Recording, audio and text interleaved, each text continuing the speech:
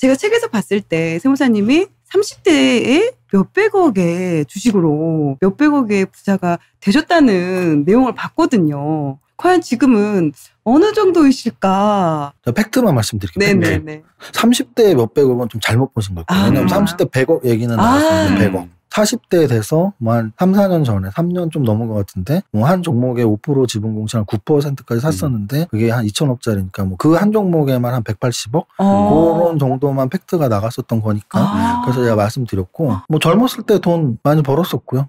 지금도 계속 벌고 있으니까 뭐 몇 년 전에 180억 한 종목에 들어간 거 그거를 근거로 또 기자님들이 그럼 뭐 몇백억 있겠네 뭐 이렇게 쓰셨는데 얼마 있냐라는 답변 솔직히 드릴 수는 없고 그냥 팩트 뭐 젊었을 때 주변 친구보다 훨씬 큰 돈 빨리 벌었었고 그리고 몇 년 전에 뭐 지분 공시액은 그 정도였고 뭐 그렇게 지금 계속 발전하는 상태입니다. 책에도 보면은 이런 부분 또 말씀해 주셨는데 10년 안에 100억 부자 되는 비법 요걸 어떻게 할 수 있나요? 비법이라고 하면 이제 진짜 막 없는 거 막 거짓말로 만들어내는 느낌도 있으니까 책 제목이 공식이잖아요. 그래서 부자의 공식을 제가 설명을 드리면 그러면 더 확률이 높다는 거잖아요. 확률보다는 공식이니까. 거의 절대적이라는 얘기죠.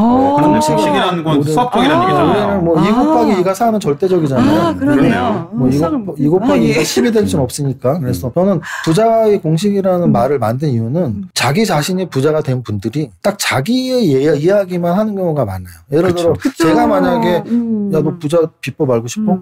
내가 매매 가르쳐줄게. 너 주식 매매 해봐. 이건 이제 제 얘기예요. 또는 부동산 경매로 부자가 되신 분들은 야 모여봐. 나 경매 비법 가르쳐줄게. 그럼 그분의 이야기예요. 또는 월급쟁이 분들은 야 월급 내 자기개발해서 어디 이사까지 올라가고 뭐 지출 줄이면 부자 돼. 다 자기 자신의 경험치 또는 그 범위 안에서만 이야기를 하거든요. 그렇죠. 그럼 듣는 사람은 도대체 뭘 따라해야 돼요? 슈퍼개미 따라서 주식도 하다가 경매 박사 따라서 경매도 따라다니다가 직장 좋은 데 들어갔다가 이사까지 올라가려고 노력을 하다가 그러다가 보면 이번 생은 처음이라 안 됐나 봐 뭐 이러는 거거든요. 그러면은 결국은 공식을 알고 자기에 맞게 하는 게 제일 중요하다는 얘기죠.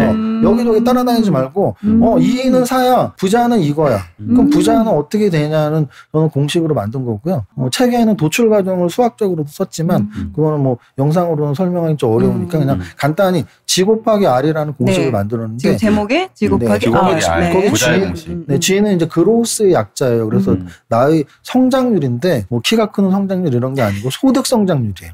소득 성장. 여기서 소득 성장은 더 정확히는 순소득 성장률이에요. 그러면 순소득이라는 건 결국은 나의 수입 또는 소득에서 지출을 뺀 거죠. 그러면 순소득 성장률 집값을 높이는 방법은 두 가지인 거죠. 나의 몸값, 나의 순소득 수입을 높이거나 또는 지출을 줄이거나. 그래서 우리 이런 카페 같은 데 보면은 나 일주일 동안 10원도 안 썼어요. 축하해 주세요. 대박 언제 대박 이런 엄청 많거든요. 그게 1단계이기 때문이에요. 그게 1단계예요. 나 일주일 동안 10원 안 썼어. 부자의 1단계가 시작됐어. 그게 축하받을 일인 거죠. 부자 되고 싶은 욕망이 생긴 거거든요. 그러면 지출만 줄이는 건 조금 한계는 있어요. 왜냐면 지출의 맥시멈은 내 월급이니까. 그러면 내가 월급을 300을 받는데 정말 10원도 안 써도 300이 한도거든요. 근데 이제 소득을 늘리는 거는 좀 한도가 높아지죠. 300을 받고 있는데 1000만 원을 받을 수도 있고 1500을 받을 수도 있어요. 그래서 자기개발을 통해서 나의 소득을 높이는 전략. 그래서 소득을 높이고 지출을 줄이면 집값이 올라가고요. 그럼 순소득이 높아져요. 그러면 1년에 내 순소득이 1000만 원이었던 사람이 2000만 원, 3000만 원이 될 수 있는 거죠. 그러면 3000만 원의 순소득이 생겼으면 그걸 가만히 놔두면 장독대에 두면 은행에 두면 요즘은 은행이 거의 장독대 수준이기 때문에 더 이상 불어나질 않습니다. 그러면 나의 순소득을 불려야죠. 그게 이제 R값이에요. 우리 재무관리에서 R값은 레이트, 그래서 투자 수익률을 뜻하고요. 그럼 나의 투자 수익률을 높여야죠. 그럼 투자 수익률을 높이는 거는 당연히 뭐 지식과 경험, 욕심이죠. 나는 투자로 해서 나의 원금을 높일 거야. 근데 우리나라는 전통적으로는 두 가지죠. 양대산맥, 부동산하고 주식. 사실은 시기마다 다르죠. 제 기억에 주식 책이 부동산 책보다 더 잘 팔렸을 때는 요즘이 거의 처음인 것 같아요. 전국민적인 그런 투표가 답으로 나온 게 저는 베스트셀러라고 보거든요. 그러면은 저도 뭐 3년 전에 책도 냈었고 2년 전에도 냈었고 요번에도 냈는데 요즘 경제경영 베스트셀러를 보면 거의 탑10 안에 거의 다 주식책이거든요. 그 얘기는 지금 국민들이 부동산 서적보다 주식 서적을 더 많이 사고 있다는 얘기고요. 그러면 우리가 투자 수익률을 높이는 거에 있어서 2년 전, 3년 전 코로나 이전만 해도 부동산만 하면 돼. 우리는 은행에 돈 넣어놓고 은행으로 목돈 모아서 부동산 하면 부자 돼라는 시대에 살았던 거죠. 근데 지금은 은행에 돈 넣어서 모아서 부동산사가 아니고 은행에 넣지 말고 주식으로 적금 붙듯이 돈 모아서 목돈 모아서 부동산을 사. 이렇게 된 거예요. 그러면 은행에 돈 넣었을 때는 우리가 책 안 봐도 되거든요. 근데 주식을 한다니까 뭐가 뭔지도 모르겠는데 자꾸 은행에 돈 넣지 말고 주식을 하니까 계좌 만들었더니 이거 원금도 막 까지는 거 같고. 그죠. 플러스 마이너스가 계속 달라지니까. 책 공부하면은 그래도 원금 보전하고 뭐 수익 낸다고 하고 그래서 이제 주식책을 많이 사보게 되는 거죠. 전 국민이 은행에 돈을 넣었었던 것처럼 이제는 전 국민이 주식 투자를 하는 거죠. 그래서 제가 알값을 높이는 방법을 굳이 말씀드린다면 제가 월급쟁이라면 저는 벌써 20년 전에 그렇게 했던 거죠. 저는 은행에 돈을 넣은 적은 거의 없어요. 왜냐하면 저는 주식을 처음부터 너무 잘했으니까. 거의 주식 천재 수준. 맞아요. 주식 천재. 근데 이제 사실 태어날 때부터 주식 천재는 아니겠죠. 계좌를 만들 때 주식 천재. 그 이유는 뭐냐면 계좌를 만들기 몇 년 전부터 주식책을 읽었었거든요. 저는 계좌 만들기 전에 주식책을 한 10권을 읽었던 것 보통 계좌를 만들고 나서 책을 읽는 만들기 전에도 이렇게 책을 많이 읽고 만들기 전에. 돈이 없으니까. 요새는 돈을 넣으시고 잃은 다음에 책 보시거든요. 잃은 다음에. 그게 이제 어떻게 보면 저를 성공시킨 요인이면서 굉장히 슬픈 이야기죠. 왜냐하면 저는 너무나 부자가 되고 싶은 꿈이 있었고요. 부자의 꿈을 달성하기 가장 좋은 게 주식이구나라는 걸 일찌감치 파악을 했는데 계좌를 만들 수가 없었죠. 돈이 없으니까. 그래서 그러면 공부라도 미리 해놓자. 언젠가 돈을 벌겠지. 대학 때 군대 때 뭐 이렇게 공부를 했습니다. 그래서 이제 군대 때 뭐 한 10만 원으로 계좌 만들고 제대하고 이제 월급 받을 때마다 계좌에 계속 넣었던 건데요. 지금 젊은 직장인분들이 하는 걸 저는 20년 전에 했던 거죠. 월급 받으면 은행에 안 넣고 계좌에 넣고 계좌에 넣고 그거를 주식으로 큰 돈을 벌리고 그래서 지금 직장인분들에게 사실은 주식 공부하는 게 당연한 거다. 왜? 제로금리이기 때문에. 장독 때 돈을 넣지 않고 은행에 우리가 넣었던 이유는 은행 금리를 줬기 때문인데 은행 금리를 더 이상 주지 않기 때문에 그러면 주식을 해야 돼요. 그럼 주식을 해야 되면 적어도 원금을 보전하면서 은행 금리보다 높게 받아야 되는데 여기에 함정이 있습니다. 어떤 함정이 있냐면 수익률은 무위험 수익률이 있고요. 위험 수익률은 위험 프리미엄이 붙어야 돼요. 그러면 주식시장은 모두가 알다시피 위험하잖아요. 당연히 은행 수익률보다 높아야 돼요. 기본이에요. 근데 실제로 팩트가 높아요. 근데 무슨 차이가 있냐면 은행의 그 낮은 거의 뭐 제로금리에 가까운 그 금리는 똑똑하나 1억을 넣나 1,000원을 넣나 모든 분들에게 똑같은 금리가 적용돼요. 평균값이 아니고 절대값으로. 모든 은행 금리는 그냥 저금한 사람한테 적용돼요. 근데 주식시장은 그렇지 않다는 거예요. 주식시장은 분명히 평균값으로는 은행 금리보다 많은, 왜냐하면 리스크 프리미엄이 무조건 붙어 있어야 되니까 은행 금리보다 낮은 걸 많은 걸 줘요. 근데 이거는 평균값이에요. 이 평균값에서 어떤 분들은 평균값 이상을 가져가고 어떤 분들은 평균값 이하. 평균값 이하라는 얘기는 수익률이 아니고 원금이 손실나는 상태까지 갈 수도 있다는 얘기예요. 그러면 그렇게 본다면 평균값 이상은 누구고 평균값 이하는 누구냐? 우리는 인생의 교훈을 알고 있잖아요. 어떤 분야에서든지 남들보다 조금이라도 더 성공하려면 공부하고 노력하고 연습하는 것밖에 없죠. 뭐 금메달 따신 스포츠 선수들이 뭐 고스톱 치면서 금메달 땄겠어요? 태릉 선수촌에서 맨날 밤낮으로 해서 금메달 딴 거잖아요. 그럼 주식은 뭐가 다르겠어요? 저는 주식시장에서 야 주식 다 운이야 도박이야 하지 말라고 그런 사람들. 아니 운이야라고 생각하면 하지 마세요. 그냥 은행에 돈 넣으면 돼. 운인데 왜 복권을 사지? 절대 주식시장도 그런 시장이 아니에요. 평균값을 주는데 공부하고 준비한 사람은 평균값보다 많이 가져가고 공부 안 하는 사람은 조금 가져가고. 그래서 최근 주식책이 많이 팔리고 유튜브에서 주식 콘텐츠를 사람들이 많이 보는 이유는 너무나 당연하다. 책 많이 보시고 유튜브 많이 보시면 됩니다. 요새 뭐 어떤 분은 나오셔가지고 우량주를 그냥 적립식으로 계속 사라. 또 어떤 분도 ETF다 이렇게 활용해서 해라 이런 얘기를 하시는데 이런 거에서 어떻게 생각하세요? 예를 들어서 아까 제가 평균값이라고 했는데 그럼 이제 평균값을 추구하는 전략들은 당연히 있어요. 뭐가 있어요? 인덱스 펀드 가입하면 돼요. 그렇죠. 그러면 과거로 치면 뮤추얼 펀드 인덱스 중에서 액티브 펀드가 아닌 패시브 펀드가 이제 뭐 인덱스를 시장 지수를 추종하는 그 정도의 펀드죠. 근데 요즘으로 치면 그게 이제 주식처럼 거래도 할 수 있는 ETF인 거예요. 그러면은 ETF를 사면 특히 시장을 추종하는 뭐 구체적으로 뭐 2차 전지 관련 ETF 뭐 제약바이오 ETF도 아니고 그냥 만약에 한국 증시라면 코스피 200 ETF 또는 나스닥이라면 나스닥 ETF를 산다면 너무나 당연히 시장 추종을 하겠죠. 그러면 그거는 딱 평균값을 갖는 거예요. 그래서 아까 제가 말씀드렸지만 나는 은행 금리는 싫어. 주식시장을 좀 더 준다며. 근데 나는 주식시장에서 평균값 이상은 할 자신은 없어. 그러면 ETF가 더 쉽게 할 수도 있겠죠. 근데 우리가 이제 여기서 생각해 봐야 될 게, 과연 우리가 주식 투자를 할 때 은행 금리보다 약간의 더 큰 돈을 벌기 위해서 하느냐의 궁금증은 계속 남아 있어야 돼요. 무슨 뜻이냐면, 이게 시기적 결과가 달라져서 그런데 지금 ETF 사도 충분해라고 말하는 이유는 상승장이었기 때문이에요. 작년 코로나 바닥부터 지금까지 지수가 2배 올랐으니까 당연히 ETF도 2배 올랐겠죠. 그러면 야, 나는 종목 선정 한 해도 안 해도 1년 동안 2배 먹었는데 뭘 종목을 사고 있니? 피곤하게. 라는 게 결과적으로 나올 수도 있어요. 하지만 그거는 만약에 지수가 조정을 받거나, 우리나라 7년 박스권이었거든요. 2011년부터 2018년까지 17년까지 7년 박스권 동안 ETF 시장 추종 ETF를 샀다면 그냥 7년 동안 본전이에요.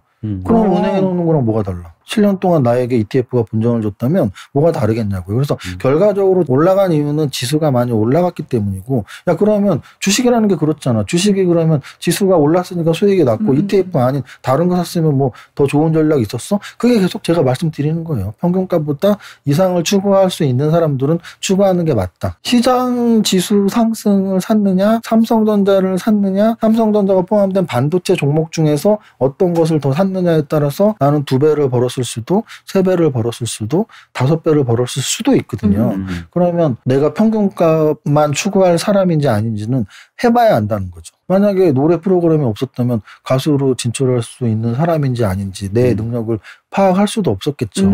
그러면 주식 투자자들도 마찬가지. 그냥 ETF만 샀다면 그 사람은 평생 딱 시장의 평균값만 벌 수 있을 수밖에 없어요. 죽을 때까지.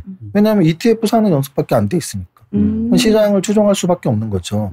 부동산 하시는 분들은 너무나 명확하게 이런 걸 이해하실 텐데, 부동산에 ETF가 어디 있어요? 내가 없죠. 올라가는 아파트 잘 고르면 2배 먹고, 만약에 지방에서 미분양 잘못 샀다가 10년 동안 하나도 안 오르고, 너무나 결과치가 당연한 거잖아요. 그러네요. 근데 그거는 평균값으로 만들어갖고 전국 아파트의 평균값을 만들었어. 그걸 추종하래. 그럼 우리나라 물가 상승률에서 좀 높을 뿐이에요. 맞아요. 그거를 먹을 것이냐? 아니야, 나는 강남의 알짜배기 쟤는 1년 동안 2배가 오를 거야. 그것을 살 것이냐는 너무나 큰 차이가 있고요. 그러면 내가 잘할 수 있느냐 없느냐는 한번 해보면 돼요. 내가 한번 해봤더니 나는 지방 아파트를 사서 10년 동안 갖고 있는 통손이야. 그럼 그분은 아파트 매매 안 하시면 돼요. 근데 내가 한번 해봤더니 갭 투자도 막 이용하면서 서울에 있는 아파트를 5채 갖고 있고 내가 10년 동안 내 재산을 2배, 3배, 4배를 올렸어. 그럼 그분은 평균값보다 훨씬 잘하는 사람이에요. 해보면 알아요. 그런데 만약에 그런 과정 없이 시장의 ETF를 샀다면 그런 거를 해보지 않은 사람이 되고 그냥 평균값에 만족하시면 되는 거예요. 근데 한번 해보시라고요. 무엇을 공부하면 되는지도 아시고, 증권사 리포트도 읽어보시고, 매수 종목 선정하는 방법도 해보시고, 근데 1,000만 원으로 해봤는데 2,000만 원을 남들보다 빨리 벌었다면 분명히 평균값 이상을 버시는 분이겠죠. 계속 그렇게 하면 1억, 10억, 100억 버실 거예요. 근데 만약에 내가 1,000만 원을 했는데 남들은 2,000만 원, 3,000만 원 버는데 나 아직도 1,000만 원이야. 그러면 ETF 사시는 게 결과적으로 낫겠죠. ETF 사시면 돼요. 한번 해보시고. 되게 큰 돈을 버시고 캐나다를 가시게 된 계기가 있으셨나요? 어렸을 때부터 부자의 꿈을 가졌었는데요. 이제 그거를 이룬 거죠. 좀 빠른 나이에. 결국 부자는 뭐가 좋나 해서 개념적으로는 딱 한 가지인 것 같아요. 다른 건 부차적인 거고 무조건 경제적 자유죠. 그 이유는 부자는 돈 많은 사람이 부자지 뭐 착한 사람이 부자도 아니고 시간 많은 사람, 그럼 저는 그걸 분명히 구분하는 게 시간 많은 사람이 절대 부자가 아니에요. 시간 많은 사람은 일을 안 하는 사람이죠. 부자는 돈이 많은 사람이고 돈이 많으면 돈이니까 돈은 경제적 자유밖에 없어요. 부자가 일을 안 해서 시간적 자유가 생길 수는 있지만 시간적 자유가 있는 사람이 부자는 아니에요. 근데 경제적 자유가 있는 사람은 부자죠. 왜? 경제적 자유는 돈으로밖에 안 되는 게 경제적 자유니까. 예를 들어 이 방송을 들으시는 분 중에 경제적 자유를 누리고 싶다면 아마 몇 년 걸릴걸요. 부자가 되기 위해서. 시간적 자유를 누리고 싶다면 내일부터 누리실 수 있습니다. 사표 내면 되거든요. 그래서 저는 어떤 거든 목표 달성을 위해서는 목표가 뭔지를 정확히 알아야 된다고 늘 말씀을 드리는데, 시간적 자유가 목표이기 때문에 부자가 안 되는 거예요. 부자가 목표인데 시간적 자유는 말이 안 되죠. 부자는 돈이 많은 사람이고 경제적 자유만 있는 사람이에요. 그럼 부자가 목표이면 경제적 자유를 꿈꿔야 돼요. 나는 차라리 나는 놀고 싶어는 절대 부자의 꿈이 아니고요. 부자의 꿈을 가지려면 나는 스포츠카 타고 싶어, 해외여행 가고 싶어, 강남의 압구정에서 살고 싶어. 돈으로 하는 거를 꿈을 꿔야지 부자가 되는 거지. 나는 놀고 싶어? 놀고 싶으면 내일도 놀 수 있는데요. 그래서 목표를 명확히 하자. 부자는 경제적 자유가 있는 사람. 다만 경제적 자유에는 내가 돈으로 시간을 살 수도 있겠죠. 예를 들어 내가 기업 대표인데 종업원도 많고 나는 한 달 쉬고 싶어. 그럼 한 달 동안 시간적 자유를 얻을 수는 있겠죠. 하지만 궁극적으로 부자는 시간적 자유가 있는 사람은 아니라니까요. 또는 시간적 자유가 있는 사람은 부자가 아니고 그냥 일 안 하는 사람.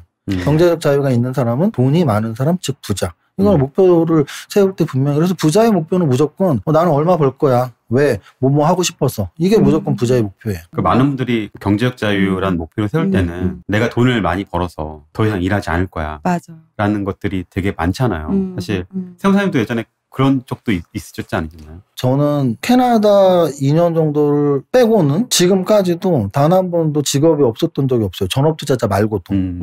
처음에 직장 생활하면서 돈을 벌었고 그리고 캐나다 한 2년 갔다 오면서 바로 세무사 공부를 해서 1년 만에 세무사가 돼서 세무법인을 한 8년을 운영했었고 세무법인은 그만뒀지만 제 법인을 2개를 운영하고 있고 그 얘기는 놀고 싶었을 때 뭐 이럴 때는 크진 않았어요. 무슨 뜻이냐면 몰래 뭐 군대에서 몰래 초코파이 하나 먹는 게 맛있어요. 그 초코파이 12개 박스로 너 다 먹어보면 이거 고문이고 고문? 마찬가지로 나는 정말 시간적 자유를 뭐를 생각하는지 모르겠는데 1년, 2년, 3년 아무것도 안 하면 그럼 도대체 무슨 인생이죠? 저는 그게 좀 이해가 안 가요. 그 성장이죠. 성장. 저는 아무것도 안 하는 시간적 자유가 목표라서 그러면 뭐 은퇴해서 도대체 뭘 하겠다는 거? 집에서 가만히 있겠다는 건가? 뭔가 저는 후배들한테 이런 조언을 해요. 좀 돈이 뭐 한 50억 이렇게 번 후배들이 저한테 와서 그런 얘기, 형 진짜 대단해. 나도 좀 일 너무 요즘 힘들어. 그럼 저는 그렇게 조언하죠. 일을 줄여. 또는 직업을 바꿔. 직업을 바꾸거나 일을 줄이는 게 훨씬 현명한 거지. 일을 멈추고 일을 안 하는 건 저는 그럼 우리가 왜 살죠? 뭐 돈 모아놓고 그거 뭐 조금씩 꽃감 빼먹듯이 빼먹는 게 저는 행복이라고 생각하지는 않거든요. 그래서 일하는 것도 분명히 우리 인생의 일부고 그 일이 너무나 힘들면 일을 줄이면 되고요. 그 일이 너무나 싫으면 다른 일을 하면 돼요. 그래서 직업 선택의 자유도 사실은 굉장히 부자의 권한이죠. 왜냐하면 제가 그랬으니까요. 제가 직장 생활 하다가 MBA 가고 싶어서 미국도 갔고 캐나다도 갔고 돌아와서 세무사 공부 사실은 누구의 도움도 없이 제가 벌어놓은 돈으로 세무사 공부했죠. 세무사 공부도 하고 또 그러다가 심지어는 세무사가 이제 더 이상 세무법인을 운영하지 않아요. 그냥 다른 법인을 운영해요. 왜? 경제적 자유가 있으니까 내 직업 선택의 자유가 있는 거죠. 그래서 자기가 하고 싶은 일을 하는 정도까지만 목표로 삼자. 진짜 아무 일도 안 하는 거를 목표로 삼고 부자가 되고 싶어 하면 제가 보기에는 너무 안타까워하는 표정. 정말로. 왜냐하면 제 후배가 앞에 있다면 저는 이렇게 술자리에서 권하고 싶어요. 아무 일도 안 하는 부자를 꿈꾸지 말자. 진짜 너가 그 이유는 뭐냐면 너가 지금 정말 다니기 싫은 직장 다니기 때문이야. 맞아요. 너가 정말 맞아요. 지금 다니기 싫은 직장 다니니까 그런 꿈을 꿨지만 그래도 돈 벌면 네가 하고 싶은 사업체 조그맣게 하든지 아니면 네가 좋아하는 직장 들어가서 월급 조금 받더라도 열심히 보람도 느끼잖아. 뭐 일하는 보람이 얼마나 큰데 왜 아무 일도 안 하는 걸 목표로 삼니? 그런 옳지 않은 목표로 얼마나 큰 부자가 되겠니? 친한 후배라면 좀 이런 말도 하고 싶어요. 예를 들어 뭐 TV 프로그램 중에 안정환 선수 알죠? 2000년 영웅 레전드 뭐 축구하는 프로그램. 그분은 방송인으로도 돈도 많이 벌 거고 명예도 있는 분인데 아직도 축구를 굉장히 사랑하시더라고요. 평생 축구를 해왔던 분이죠. 평생 축구를 해왔는데 야구를 할 필요는 없죠. 똑같은 개념으로 저는 부자가 됐다는 얘기는 뭐 5년에 됐던 10년에 됐던 굉장히 큰 노력을 분명히 했을 거라고요. 가만히 앉아서 부자 된 사람은 없거든요. 그러면 어떤 노력이든지 해왔던 그 과정이 있었고 결과적으로 부자가 됐다면 아마도 부자 이후에도 그런 노력을 줄이기는 했어도 계속 하는 행복은 분명히 알고 있을 거거든요. 그래서 부자가 된 거 자체가 뭐 일도 좋아하고 돈 버는 걸 좋아해서인데 굳이 뭐 돈 버는 노력을 멈추진 않았겠죠. 부자가 됐다고.